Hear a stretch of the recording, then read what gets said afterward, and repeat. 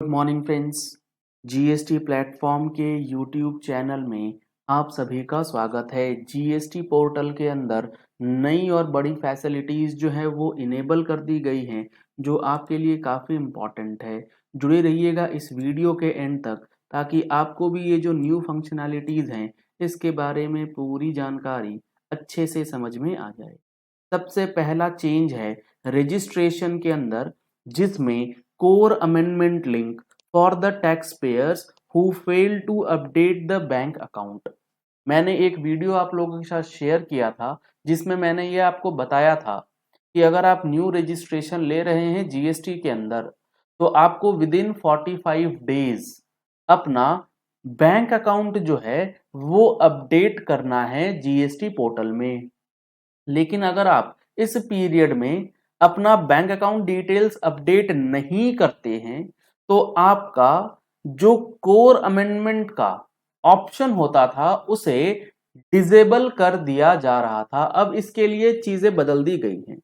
If the taxpayers failed to update their bank details on the GST portal within the specified period, जो 45 days का है, जो कि पहली रिटर्न ड्यू हो रही है उस दिन या जिस दिन आपका नंबर आया, दोनों में से जो लैटर होने के बाद जो 45 दिन पहले पहुंच जाएंगे उस दिन तक, post grant of registration they were previously board from filing an application for core amendments.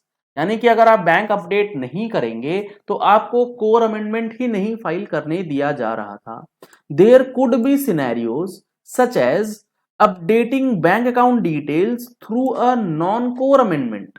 यानी कि एक सिनेरियो ऐसा भी हो सकता है कि आपको बैंक अकाउंट डिटेल्स जो है वो अपडेट करना है नॉन कोर अमेंडमेंट के जरिए, which would fail if their name were to be updated in the CBDT database post grant of registration। अब यहां पर क्या हो रहा है, आपने नया नंबर ले लिया, नया नंबर लेने के बाद आपने बैंक अपडेट नहीं किया, लेकिन अब बैंक अपडेट नहीं करने की वजह से कोर अमेंडमेंट आप नहीं कर पा रहे थे।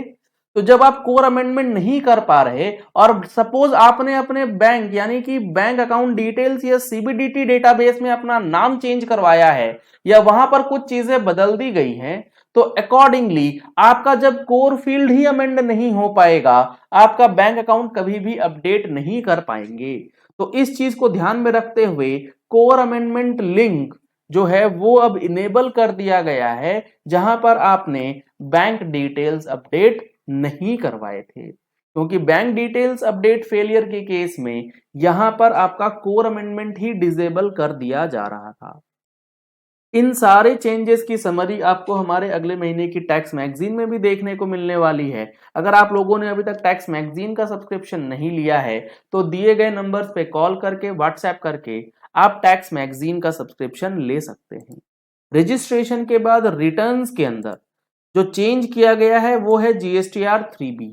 जीएसटीआर 3B में जो बदलाव है वो है सेक्शन 9 सबसेक्शन 5।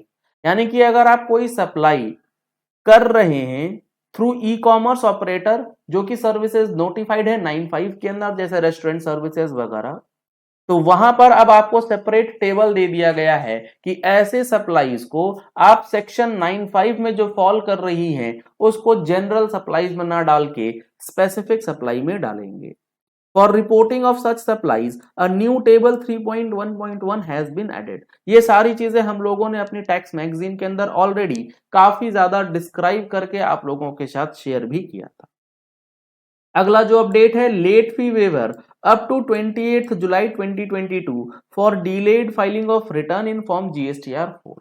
फाइनेंशियल ईयर 21-22 का जो जीएसटीआर 4 था उसकी लेट फी माफ करी गई थी 28 जुलाई 2022 तक, जो पोर्टल पे इंप्लीमेंट कर दी गई है। अगर आपने उस पीरियड तक रिटर्न फाइल कर दी होगी तो आपका लेट फीस जो है वो कैलकुलेट नहीं करेगा। If a tax payer had filed GSTR 4 earlier with payment of late fee, the same has been refunded by the system।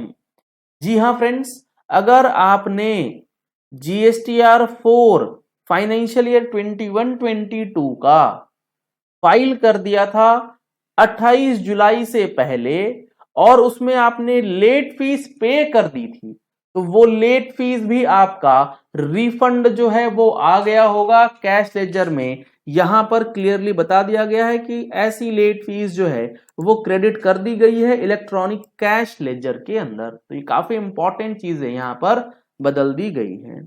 Generation of GSTR 11 based on GSTR 1 और GSTR 5। GSTR 1 और GSTR 5 के basis पे अब GSTR 11 में भी changes जो है वो कर दिए गए हैं। HSN से रिलेटेड दो इंपॉर्टेंट चेंजेस हैं। GSTR 9 के अंदर जो HSN बेस्ड वैलिडेशन है वो स्टार्ट कर दिया गया है, जहां पर ये मेंशन्ड है कि it has been made mandatory to report HSN at minimum 4 digit level. यानी कि अब आप GSTR 9 भरेंगे तो आपको 4 डिजिट लेवल तक HSN डालना मैंडेटरी है अगर आपका टर्नओवर 5 करोड़ है, और अगर 5 करोड़ से ऊपर है तो 6 डिजिट लेवल का HSN डालना मैंडेटरी किया गया है GSTR 9 में। Accordingly, a validation has been implemented on the portal for taxpayers with AATO up to 5 crores and for taxpayers with AATO of 5 crores or more to declare HSN at 4 digits or 6 digits for the GSTR 9 from financial year 21-22। तो table number 17 जो HSN for outward supplies की बात करता है उसमें ये options mandatory हो चुके हैं। इसके बाद है changes in HSN length validation in form GSTR 1। HSN GSTR 1 के अंदर भी चेंज किया गया है, जहां पर length of HSN 2 digit 4 digit 6 digit accordingly जो है वो फीड करना है। इन phase 1 annual aggregate turnover based validation was implemented on the portal to ensure that the taxpayer with turnover of up to 5 crores had to report minimum 2 digit। अगर 5 करोड़ तक है तो आपको मिनिमम 2 डिजिट HSN डालना है, अगर मोर देन 5 करोड़ है तो आपको मिनिमम 4 डिजिट HSN जो है वो GSTR 1 के टेबल 12 में फीड करना है। इन फेज 2 अब दूसरे फेज में क्या होगा, minimum length of HSN to be entered in table 12 of GSTR 1 जिनका टर्नओवर 5 करोड़ से ऊपर है वो 4 डिजिट से बढ़ा करके 6 डिजिट कर दिया गया है। 5 करोड़ से कम वालों के लिए 2 डिजिट है मिनिमम, और 5 करोड़ से ऊपर वालों के लिए 6 डिजिट मिनिमम HSN कोड जो है वो अब फीड करना पड़ेगा। रिफंड से रिलेटेड जो चीजें बदली गई हैं, filing for refund in form RFD 01 for exports without payment of tax. यहां पर विदाउट पेमेंट ऑफ टैक्स के केस में जो स्टेटमेंट 3 भरी जाती है उस स्टेटमेंट के अंदर चेंजेस किए गए। The tax payers are required to upload the details of invoices in statement 3 while filing RFD 01। तो यहां पर आप जब अनयूटिलाइज्ड इनपुट टैक्स क्रेडिट का रिफंड क्लेम करते हैं तो स्टेटमेंट 3 भरना पड़ता है।